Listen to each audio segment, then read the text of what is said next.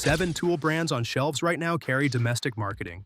Some of them are lying to you, and I can show you the evidence with customs records and patent databases anyone can pull up for free tonight.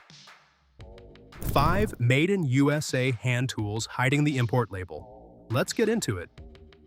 Number 1. Channellock adjustable wrenches. Here is what Channellock gets right. Their pliers, the tongue and groove, the linemans, the pump pliers. Those are genuinely forged in Meadville, Pennsylvania. That part of the story is real, and it deserves credit. But here is where the story quietly changes. The moment you reach for a Channellock adjustable wrench, the 804N, the 806 WCB, the heavy-duty 824, you are no longer holding Pennsylvania steel. You are holding a tool completely forged and manufactured in Spain.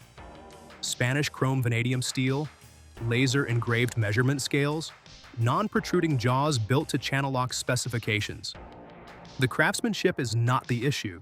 Spain has serious industrial metallurgy.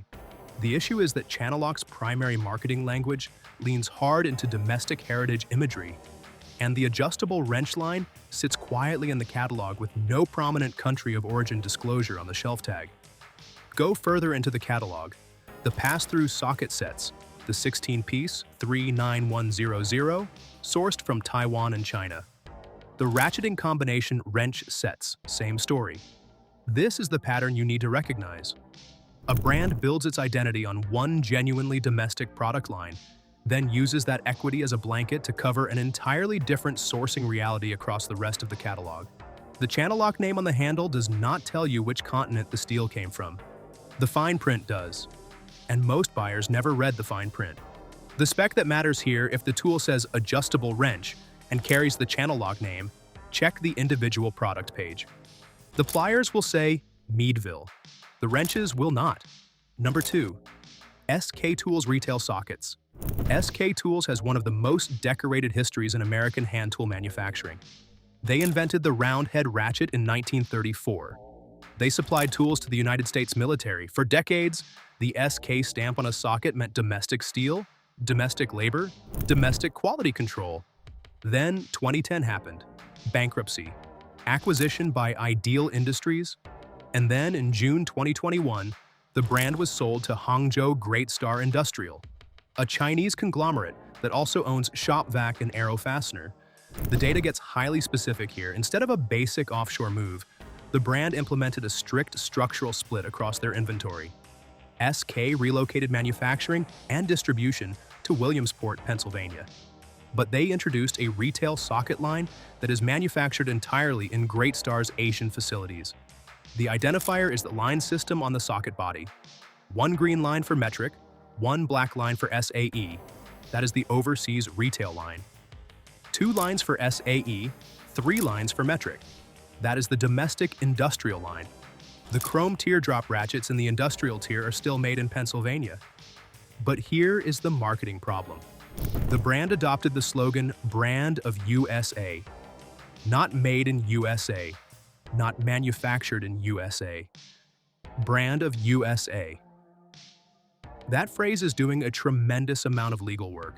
It allows SK to invoke 87 years of domestic manufacturing heritage, while the high-volume retail product rolling off the shelf was forged in Asia. The value auditor move here is simple. 2 lines or 3 lines on the socket body means Pennsylvania. 1 line means Asia. The price difference between those 2 tiers is significant. The performance difference in the industrial line is real. Know which one you are actually buying before you hand over the money. Number 3. Matco Tools ratcheting wrenches. Matco operates on a specific psychological contract with the trades. The truck pulls up on Tuesday. The tools are premium priced. The implication, never stated outright but always present, is that you are paying for American craftsmanship delivered with American service. Here is the manufacturing reality. Matco historically shared production infrastructure with Gear Wrench under the Danaher Tool Group. Sockets and wrenches were built in Danaher's domestic plants alongside Armstrong Industrial. That was the foundation of the premium pricing argument. In 2017, the domestic Armstrong plants were permanently closed. Matco's parent company, Vontier Corporation, shifted to contract manufacturing. Today, Matco's premium ratcheting wrenches are manufactured in Taiwan by Cabo Tool Company or Leeway. The ADV socket line, the one marketed as their advanced professional tier, is imported from Taiwan. The majority of their pliers are Taiwanese. Their premium screwdrivers are manufactured by Witte in Germany. Germany and Taiwan are not quality problems. Cabo produces professional-grade ratcheting wrenches that meet serious performance benchmarks. The issue is the markup architecture. When you buy off the truck on a payment plan, you are financing a distribution model. The truck fleet, the route salesman's commission, the financing interest, not superior metallurgy. The tool underneath the Matco logo in many cases shares a factory floor with tools selling at a fraction of the price through other retail channels. Matco does assemble its high-end toolboxes in Jamestown, New York. That is real domestic manufacturing. But the hand tools coming off that truck? The country of origin is Taiwan, and the price premium is built into the distribution channel, not the steel. Number 4. Craftsman Made in USA sockets and the Fort Worth collapse. This one requires the full story because Craftsman is not a simple offshoring narrative. It is a cautionary tale about what happens when domestic manufacturing ambition collides with industrial reality. For decades, the Craftsman stamp on a socket meant American steel. The brand was the default choice for serious DIYers and entry-level professionals across the country.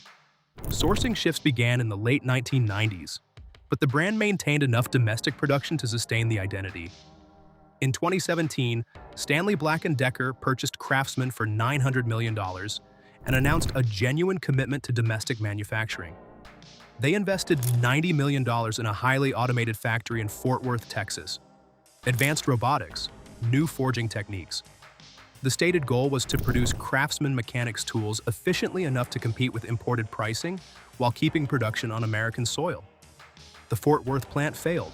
Equipment problems. Difficulties with the automated forging systems. Distributors rejected partial shipments. Orders were canceled. The plant closed in March 2023. Following that closure, Stanley Black & Decker offshored approximately 60 to 70% of Craftsman's mechanics hand tools to China and Taiwan. The packaging language shifted to qualified claims. Select products proudly made in the USA with global materials, or simply designed in the USA.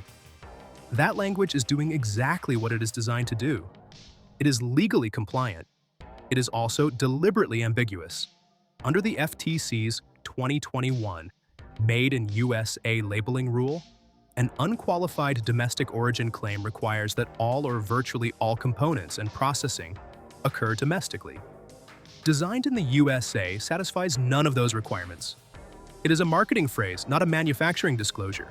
The core product, the socket, the wrench, the ratchet, is forged in Asia. The spec check here is straightforward. Look for the unqualified Made in USA stamp pressed directly into the metal. If the packaging says with global materials or designed in the USA, the forging happened overseas. The stamp in the steel does not lie. The packaging language sometimes does. Number 5. Milwaukee Tool heavy-duty hand tools. Milwaukee Tool is owned by Tektronic Industries, a Hong Kong-based conglomerate that acquired the brand in 2005. To address the foreign ownership optics, Milwaukee invested over $150 million in domestic manufacturing facilities, including a plant in West Bend, Wisconsin, producing premium pliers and screwdrivers. The West Bend facility is a genuine domestic investment, and those premium pliers absolutely stand up to trade standards. But that domestic line represents a small fraction of Milwaukee's total hand tool catalog. The high-volume products, the fiberglass hammers, the pry bars, the wrecking bars, the mechanics socket sets, are manufactured in Taiwan, Vietnam, or China. The fiberglass hammers, Taiwan. The heavy-duty pry bars, Vietnam. Some hand tool sets carry packaging marked "Made in Thailand" with further processing in China. That phrase, "with further processing in China," is a supply chain disclosure that most buyers scan past without registering what it actually means. This is the corporate strategy in its clearest form. Build a small, visible domestic manufacturing operation. Use it to generate press releases, brand equity, and a domestic manufacturing narrative. Then run the high-volume, high-margin product lines through Asian supply chains where the labor cost differential makes the economics work. The Milwaukee M18 platform and the premium brushless power tool line are a separate conversation. That engineering investment is genuine. But when you are buying Milwaukee hand tools off the shelf at a big box retailer, the country of origin on the individual product label is the only honest answer to where that tool was made. The brand story is not. Here's the pattern connecting all 5 of these. The FTC's Made in USA labeling rule has teeth. Executive Order 14,005 directed federal agencies to aggressively prioritize enforcement against fraudulent country of origin claims. The statutory maximum penalty per individual violation is now adjusted annually. And each deceptive label, each catalog page, each transaction can be classified as a distinct violation. The enforcement risk is real, and it is escalating. But the regulatory framework does not protect you at the point of purchase. You protect yourself. The stamp pressed into the metal does not lie. The customs record does not lie. The UPC registration data does not lie. The qualified language on the packaging, with global materials, designed in USA, brand of USA. That language was written by a legal team, not a metallurgist. Most people pushing a cart through the hardware aisle never stop to look past the logo. Now you do. If this changed how you look at the tools in your box, subscribe. We pull back the corporate labels and audit the factory floor every single week. Hit subscribe, and we will see you for the next one.